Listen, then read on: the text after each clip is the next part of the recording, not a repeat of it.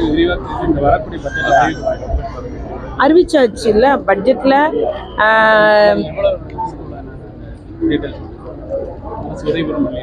அரசு உதவி பெறும் அத்தனை பள்ளிகளுக்கும் உண்டு.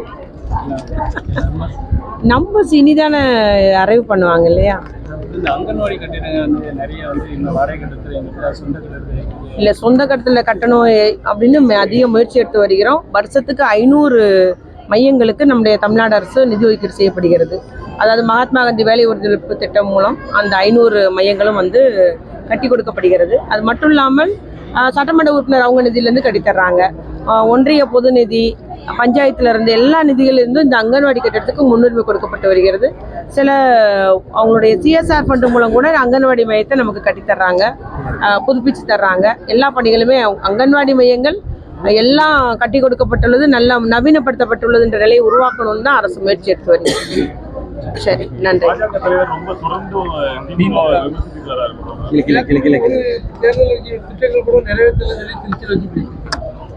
அவருக்கு வந்து எங்களை பத்தி சொன்னாதான் அவருக்கு ஒருவேளை நீங்க நியூஸ்ல போடுவீங்களா இருக்கும். வேற ஒண்ணுமே இல்லை. தோல்வி பயத்தினால வாய்க்கு வந்ததெல்லாம் சொல்றாதான் சொல்றாங்களே, கரெக்டா வாயால் வடை சுடுகிறாருன்னு அவருக்கு தான் பொருத்தமா இருக்கும். சொல்றது உண்மையா பொய்யான்னு கூட நினைக்க மாட்டேங்கிறாரு. அவர் பாடு சொல்லிட்டு போயிட்டு இருக்காரு. ஊட்டச்சத்து உறுதி செய் எங்களுடைய மத்திய அரசு ஒன்றிய அரசு திட்டம்ன்றாரு. ஊட்டச்சத்தை உறுதி செய் திட்டம் சமூக நலத்துறை சார்பில் நிறைவேற்றப்பட்டுச்சு. அதாவது ரொம்ப எடை குறைவாக உள்ள பிள்ளைங்களுக்கு, ஊட்டச்சத்து கம்மியாக உள்ள பிள்ளைங்களுக்கு கடந்த ஆண்டு நிறைவேற்றப்பட்டுச்சு. அது முழுக்க முழுக்க தமிழ்நாடு அரசுடைய நிதி. அதே போல கலைஞர் கனவு இல்லம் திட்டம்னு ஒரு திட்டம் பட்ஜெட்ல அறிவிச்சிருக்காரு முதலமைச்சர். இவர் சொல்றாரு அது வந்து மோடி வீடை தான் இவர் வந்து மாத்திய போறாங்க, வைக்க போறாங்க. எல்லாம் ஒண்ணுமே இல்லை, அப்படி செய்ய முடியாது.